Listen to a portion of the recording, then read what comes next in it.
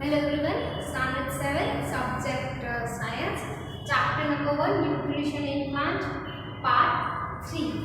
Okay, so in previous videos we have learned a nutrition of plants. Okay, so there are two modes of nutrition in plant, either it can be autotrophs and the second one is the heterotrophs. In autotrophs you have learned that a plant prepare their food themselves only. वो plants अपना खाना खुद बनाते हैं, ठीक है। और हमने देखा था कि autotrophs of nutrition कैसे बनता है by the photosynthesis process। अभी वो photosynthesis process कैसे होता था हमने देखा कि कार्बन डाइऑक्साइड प्लस वाटर का यूज करके in the presence of chlorophyll and sunlight की मदद से कार्बोहाइड्रेट एंड ऑक्सीजन प्रोड्यूस होता था। ये हमने पढ़ा था फोटोसिंथेसिस की प्रोसेस में, ठीक है। और वो जो कार्बोहाइड्रेट है it's nothing but a protein form only, ठीक है। तो हमने अब तक क्या पढ़ा, मोड ऑफ न्यूट्रिशन दो तरीके के होते हैं। ऑटोट्रॉफ्स के बारे में हमने कंप्लीट पढ़ लिया।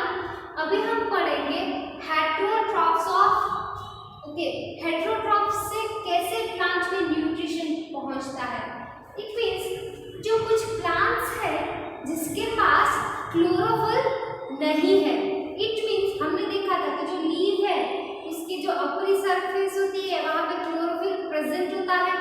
वो सनलाइट जो हमारी सोलर एनर्जी है उसको अब्सॉर्ब करता है और उसी का यूज करके कार्बन डाइऑक्साइड और पानी, कार्बोहाइड्रेट और ऑक्सीजन प्रोड्यूस करता था, ठीक है। ऐसे कुछ प्लांट्स है जिसमें ये क्लोरोफिल मौजूद नहीं है। ऐसे टाइप ऑफ प्लांट्स क्या करते हैं, हेटेरोट्रॉफ्स का मदद लेते हैं। हेटेरोट्रॉफ्स ऑफ मोड क्या होता है, जो ऐसा वो क्या करते हैं, वो जो प्लांट ने फूड प्रिपेयर किया है वहां से वो अपना न्यूट्रिशन गेन करते हैं, ठीक है। उसमें आप तो फर्स्ट मोड है हमारा पैरासाइट। सो तो पैरासाइट में क्या है, सो तो पैरासाइट में क्या है कि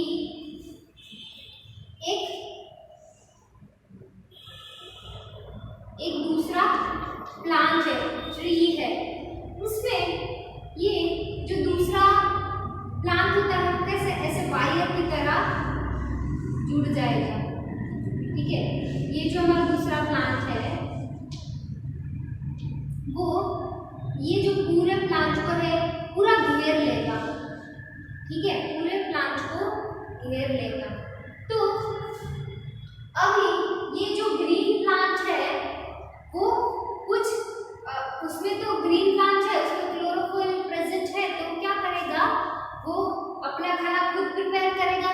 ये जैसे चोरी नहीं करता, ऐसा तरीके का काम यहाँ पे होता है पैरासाइट में कि ये जो ग्रीन प्लांट है अपना मेन वो जो भी न्यूट्रिशन प्रिपेयर करेगा उससे ये न्यूट्रिशन क्या कर लेगा, चोरी कर लेगा, ठीक है, चुरा लेगा।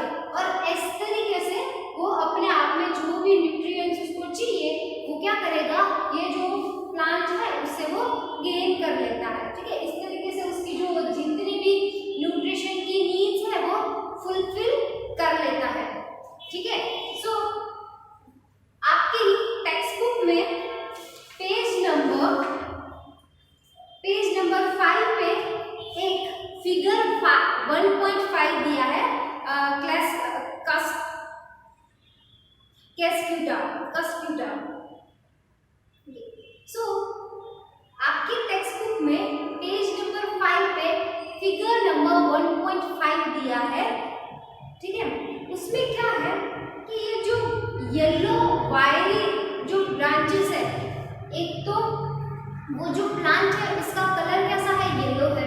इट मींस उसमें फोटोसिंथेसिस नहीं होता, ठीक है। कुछ प्लांट्स होते हैं जिसमें कलरिंग होता है, पर स्टिल उसमें थोड़ा सा क्लोरोफॉर्म होता है, बट ये पूरा कंप्लीटली इसमें क्लोरोफिल प्रेजेंट ही नहीं होता। इसकी वजह से वो क्या करेगा, दूसरों से अपना न्यूट्रिशन लेगा। तो आपके पिक्चर में दिखाया है कि एक ट्री है, उसमें एक येलो वाइड ब्रांचेस है, पूरे जो ट्री को कवर करके रखता है, ठीक है। सो वो जो येलो कलर का प्लांट है उसको बोलते हैं कैस्क्यूटा, ठीक है। सो ये जो हमारा प्लांट है वो क्या है, कैस्क्यूटा हमारा प्लांट है, ठीक है। सो ये जो वायर से पूरा घेरा हुआ है वो क्या है, कैस्क्यूटा प्लांट है। और वो क्या करता है, ये जो होस्ट प्लांट है उसको पूरा कवर कर लेता है और उससे ये जो कैस्क्यूटा प्लांट है वो न्यूट्रिशन ले लेता है, ठीक है। सो यहाँ पे देखा, in parasite a organism that lives on a host plant, it mean ये जो कैस्क्यूटा का प्लांट है वो क्या कर रहा है, कहाँ पे रह रहा है, ये जो कोई एक होस्ट प्लांट है, ठीक है, जो फोटोसिंथेसिस की प्रोसेस करता है, वो होस्ट प्लांट में रह रहा है और वहीं से अपना न्यूट्रिशन ले रहा है। इसको क्या बोलते हैं हम, पैरासाइट बोलेंगे। क्या बोलेंगे, parasite. So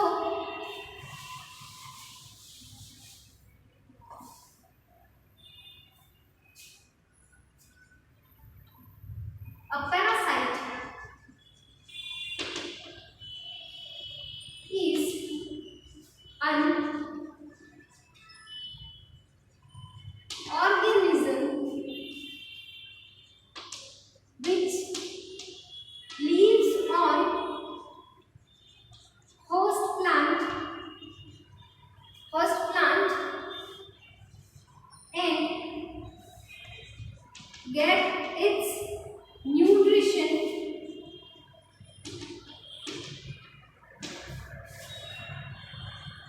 from its host plant, okay।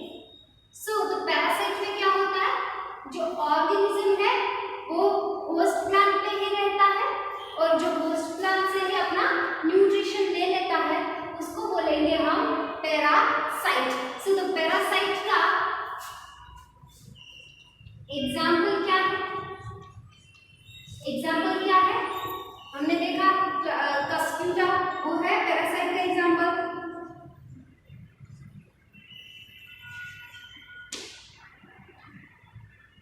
So the Cuscuta is the example of parasite, ठीक है ना।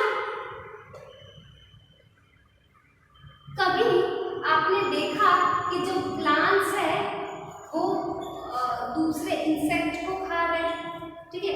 आप अगर नेशनल जियोग्राफी वगैरह देखते होंगे तो वहाँ पे हम देखते हैं कि काफ़ी सारे जो प्लांट है वो क्या है, क्या करते हैं, दूसरे इंसेक्ट को लेते हैं।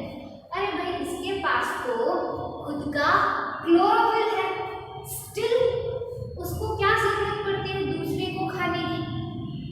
ऐसा होता है कि कुछ एरियाज होते हैं जहाँ पे ये प्लांट्स ग्रो करते हैं और क्या होता है कि उसको जितना न्यूट्रिशन चाहिए वो सब क्लोरोफिल से बना नहीं पाता, ठीक है, अपने आप बना नहीं पाता।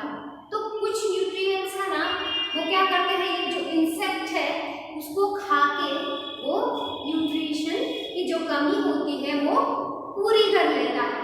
तो इसको बोलेंगे हम इंसेक्टिवोरस प्लांट, जो दूसरे इंसेक्ट को खा के अपनी न्यूट्रिशन की कमी है उसको पूरी कर देता है, उसको बोलेंगे हम insectivorous plant.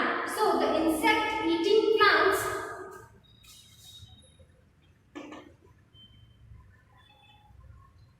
insect eating plants are called insectivorous plant, ठीक है। वो क्या करता है, दूसरे जो इंसेक्ट है उसको खाता है। उसका एग्जाम्पल है पिचॉक प्लांट। और एग्जाम्पल क्या है उसका, यहाँ पे आपकी टेक्स्ट बुक में दिया है पिचॉक प्लांट। अब ये जो पिचॉक प्लांट होता है उसका स्ट्रक्चर उस तरीके का होता है कि उसमें वो कीड़े फंस जाते हैं, इंसेक्ट्स फंस जाते हैं। ये जो इंसेक्टिवोरस प्लांट होता है वो बहुत कलरी होता है, ठीक है, और बहुत अट्रैक्टिव होता है, ताकि वो है ना दूसरे इंसेक्ट को बहुत अट्रैक्ट कर देता है। और वो क्या करेगा, वो वहां पे बैठ जाएगा। तो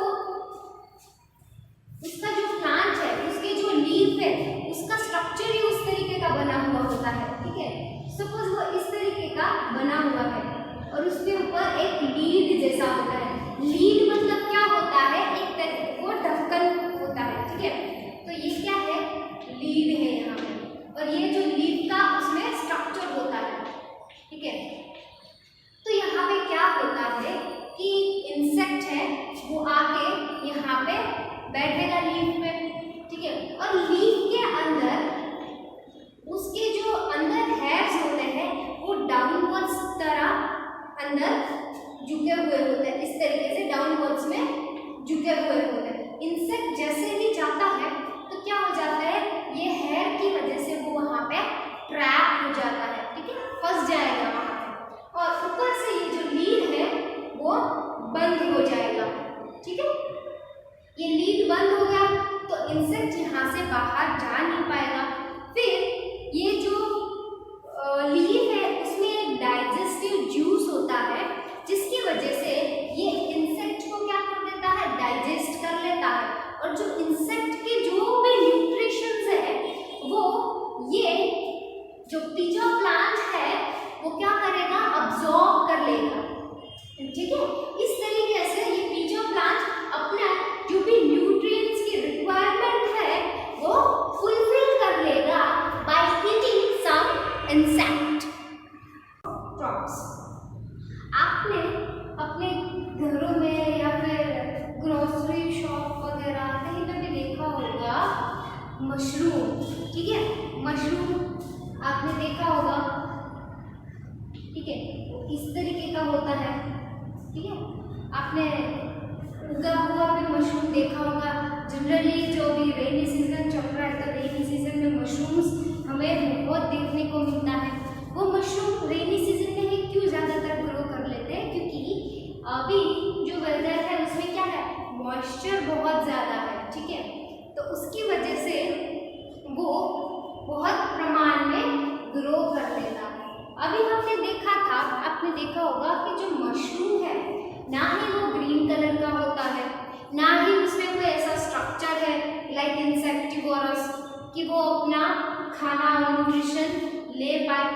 तो ये मशरूम में किस तरीके का न्यूट्रिशन वो किस तरीके से अपने में लेता है उसके बारे में पढ़ते हैं, ठीक है।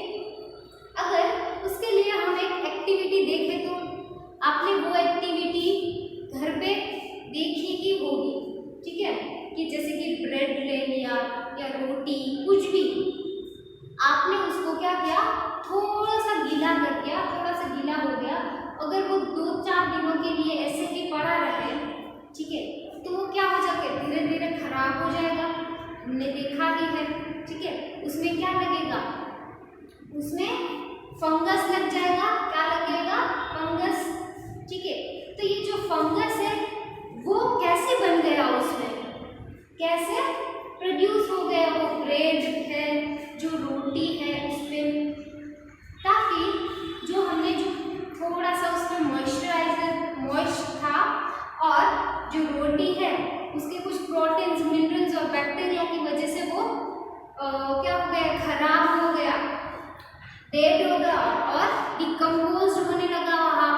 वहाँ पे ये जो फंगी होती है वो क्या है, उसके जो कुछ सेल्स होते हैं ना वो हवा में ही होते हैं। तो हवा में से वो उस पर बैठ जाते हैं और अपना डेरा जमा लेते हैं। इस तरीके से क्या होता है कि जो ब्रेड और रोटी वगैरह कुछ भी है उसमें फंगस लगता है। आपने ये भी देखा होगा कि कुछ हमारे जो पिकल्स हैं उस पे भी वो वाइट वाइट होने लगता है एक तरीके से, अगर हम उसको अच्छे से स्टोर ना करें तो। ठीक है, तो this are the example of fungus के उसमें फंगस लगता है। और हमने ये भी देखा कि उसमें फंगस क्यों लगा, क्योंकि उसको एक मॉइस्ट एरिया मिल गया और वो तो हवा में घूम ही रहे होंगे उसके सेल्स वगैरह, तो वो वहाँ पे आकर बैठ गया। और क्या होता है, जो कुछ न्यूट्रिएंट्स है, कुछ प्रोटीन्स है, वो डेड हो चुके हैं और डिकम्पोज होने लगता है। इट मीन्स डेड और डिके प्रोसेस से क्या कर लेता है, वो वहाँ से जो न्यूट्रिएंट्स है वो ले लेता है और फंगस बन जाता है। तो सैप्रोफॉइट्स में हमें क्या आएगा कि जो the mode of nutrition in which the organism take nutrition from dead and decayed matter, it's called a saprotrophic nutrition। और ये जो saprotrophic nutrition है उसी को हम बोलेंगे saprotrophs। ओके, सो क्या लिखेगा, so the mode of nutrition in which organism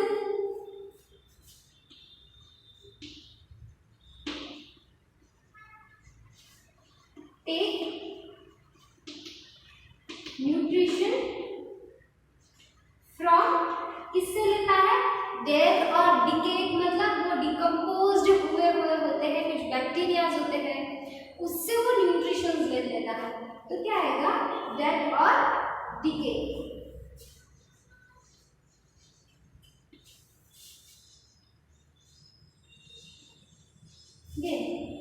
death and decay matter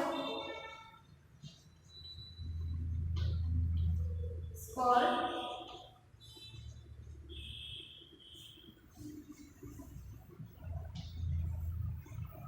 सेप्रो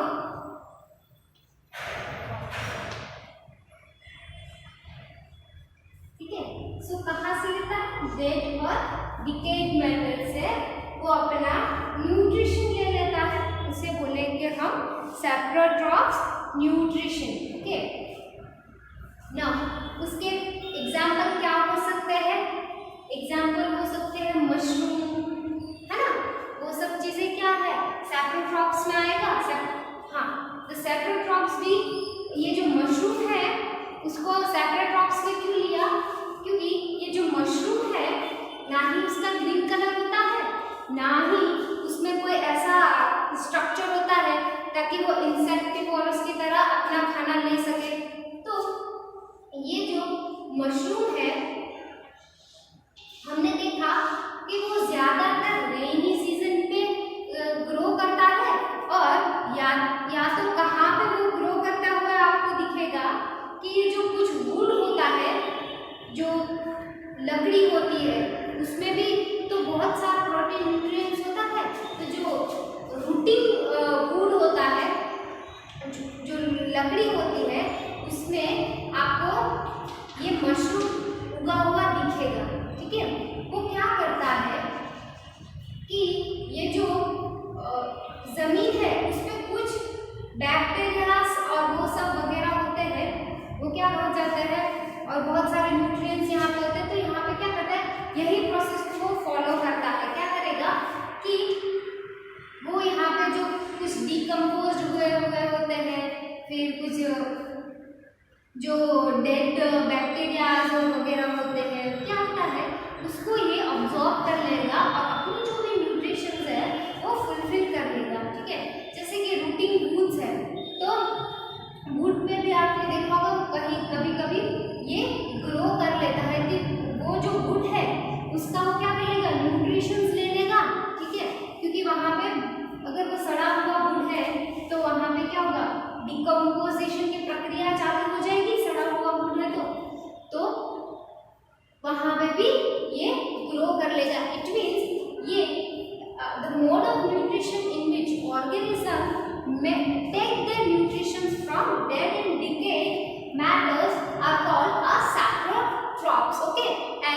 example of saprotrophs is a mushroom. ठीक है. सो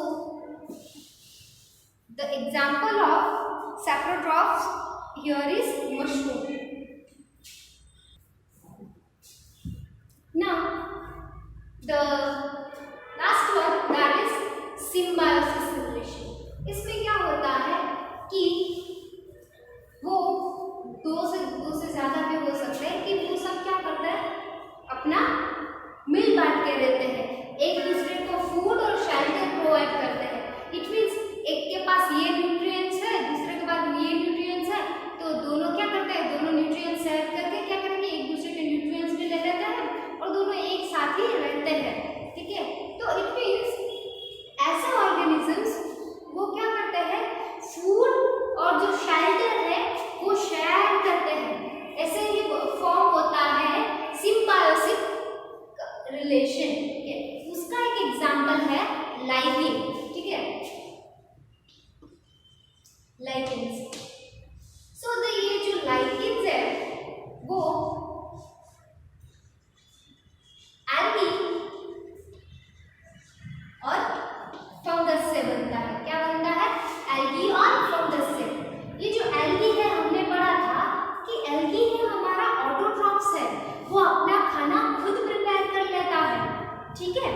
और वो खाना खुद कैसे प्रिपेयर कर लेता है ऑटोट्रॉप्स है, तो उसके पास क्लोरोफिल है और वो जिसके पास क्लोरोफिल है तो हमने पढ़ा था कि वो खाना अपना सनलाइट के प्रेजेंस में बना लेगा.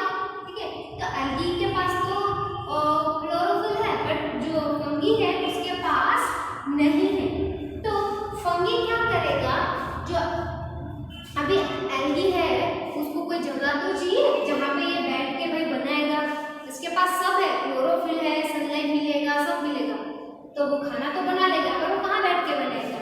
तो ये जो फंगी है वो उसको फूड प्रोवाइड करेगा, क्या बोलते हैं, शेल्टर प्रोवाइड करेगा, फिर पानी प्रोवाइड कर देगा और कुछ मिनरल्स है वो प्रोवाइड करेगा ये fungi.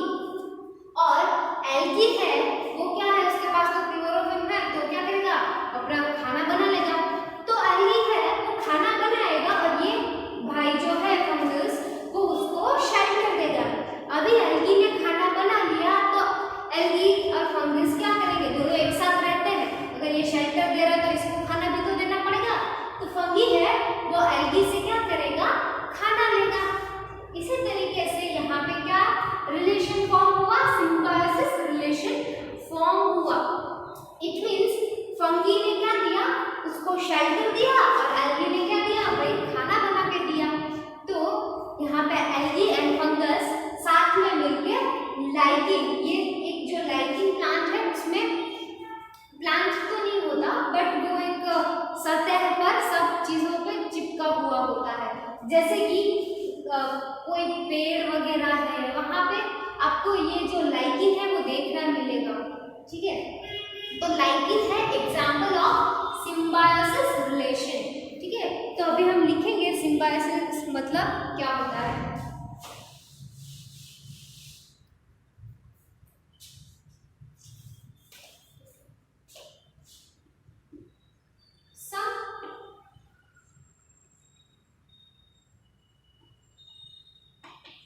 Organisms lives together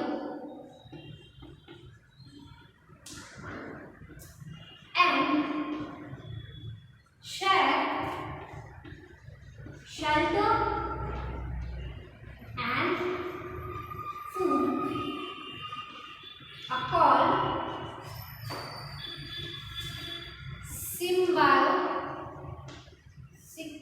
symbiosis. Okay. तो यहाँ पे एग्जाम्पल क्या आएगा, एग्जाम्पल हमने पढ़ा lichen are the example. Okay. तो अभी तक हमने पढ़ा कि हेटेरोट्रॉप्स में ये 4 पॉसिबिलिटीज है. एक है पैरासाइट, दूसरा है इंसेक्टिवोरस, तीसरा है सैप्रोट्रॉप्स और चौथा है सिम्बायोसिस. तो पैरासाइट में पढ़ा कि वो क्या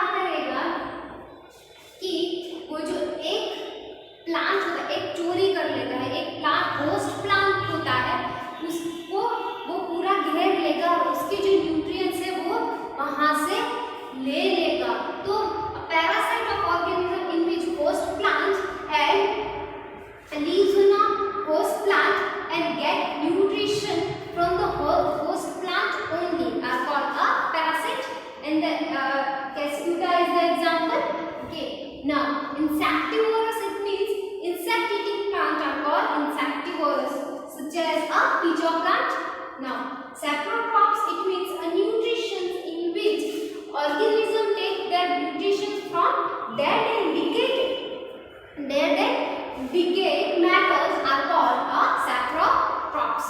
Now, a symbiotic relation, it means some organisms live together and share shelter and food.